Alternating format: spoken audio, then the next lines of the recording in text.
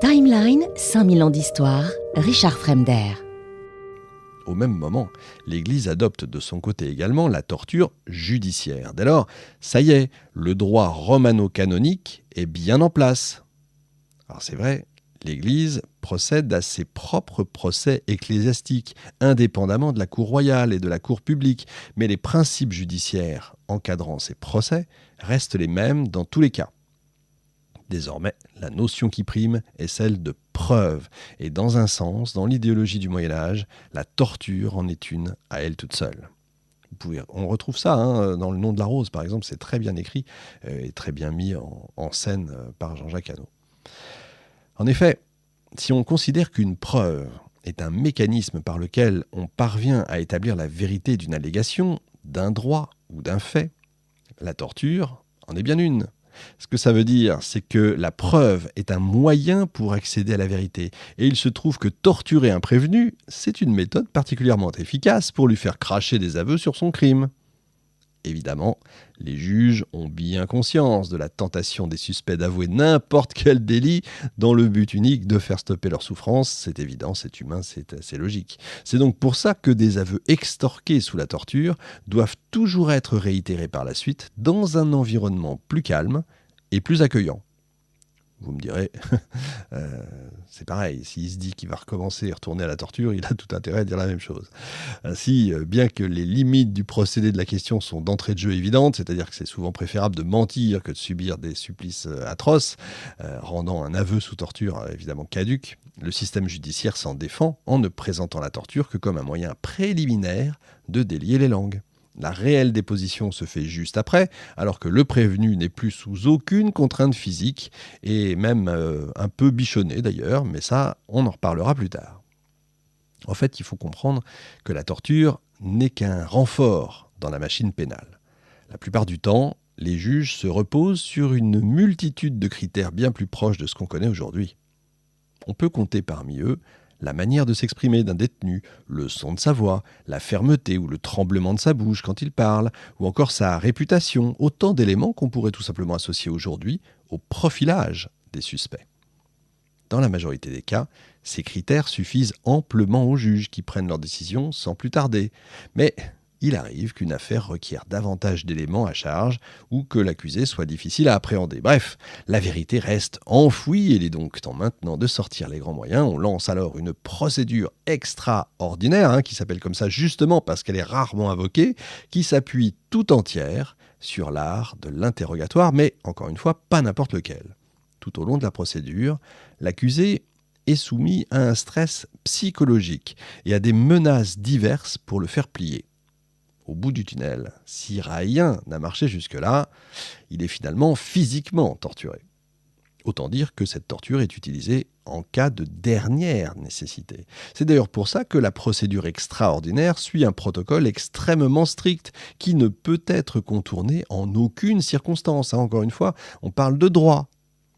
Dévier du protocole ferait en fait perdre à la torture judiciaire toute sa légitimité, puisqu'elle pourrait être comparée à du sadisme, avant l'heure, ou de la vengeance de la part de la cour. Et là, plus rien à voir avec l'idéal humaniste du droit romain. Humaniste, évidemment, tout ça, on est dans les siècles suivants. Alors voilà comment se déroule une telle procédure. D'abord, le juge prononce la sentence. Les éléments de l'affaire ne suffisent pas en eux-mêmes, et un aveu est nécessaire à la clôture du dossier. Le détenu est alors amené en salle de torture où les préparatifs sont immédiatement entamés parce qu'il est malvenu de faire traîner la mise en application de la sentence. La prochaine étape est ensuite de dépouiller le prévenu de ses vêtements pour qu'il se retrouve entièrement nu ou tout au moins en chemise. Là, il se retrouve humilié puisque la nudité est une situation parfaitement honteuse chez les hommes du Moyen-Âge. L'accusé se dévoile en tant que pécheur et se soumet à son jugement. Il est prêt à se repentir. Son corps se refroidit, ses forces le quittent, il perd en assurance. Tremblant, apeuré, l'homme qu'il était devient moins que rien. Tout ça sera repris plus tard. Les nazis vont l'utiliser, les soviétiques l'utiliseront aussi. Tout ça, l'homme est très très très intelligent pour tout ce qui est torture. Le dépouillement qu'il vient de subir, face aux yeux, on va dire, froids des juristes présents dans la salle, brise son esprit autant qu'il a commencé à attaquer son corps. Il est nu comme un ver, le voilà donc atteint psychologiquement, déstabilisé, prêt à craquer. C'est à ça que ça sert après tout, à assouvir le détenu et à lui ôter toute possibilité de cachette. Il est là, entièrement dévoilé, un corps face à des yeux dans l'impossibilité de s'enfuir, des regards inquisiteurs qui essaient déjà de sonder son âme en quête de réponse. Alors il est très courant que dès cette première étape, les prisonniers crachent des aveux avant de subir ce que la procédure extraordinaire leur réserve encore. En effet, juste après la mise à nu vient la tâche. Le détenu est assis sur le sol, où on lui lie les mains et les pieds avant de l'étendre sur un tréteau qu'on fait glisser sous son corps. Le voilà lié à la question. Notons que, jusqu'à présent, le prisonnier n'a toujours pas été torturé physiquement, à proprement parler, ce qui veut dire que si on réduit la torture à sa définition la plus stricte, un individu a de nombreuses opportunités de céder avant une quelconque souffrance réelle. La procédure est d'ailleurs conçue exactement dans ce but, se voulant à la fois humiliante et impressionnante. Le droit romain préconise en ce sens de systématiquement commencer par celui qui est le plus suspect, ou bien celui qui paraît être le plus faible, pour qu'il capitule facilement.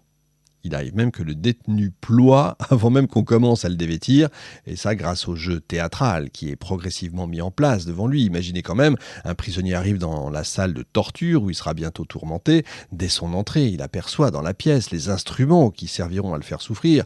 Le bourreau s'y attelle, il prépare calmement le matériel, et on voit ça dans les films aussi. Ils mettent en place l'installation de notre détenu dans un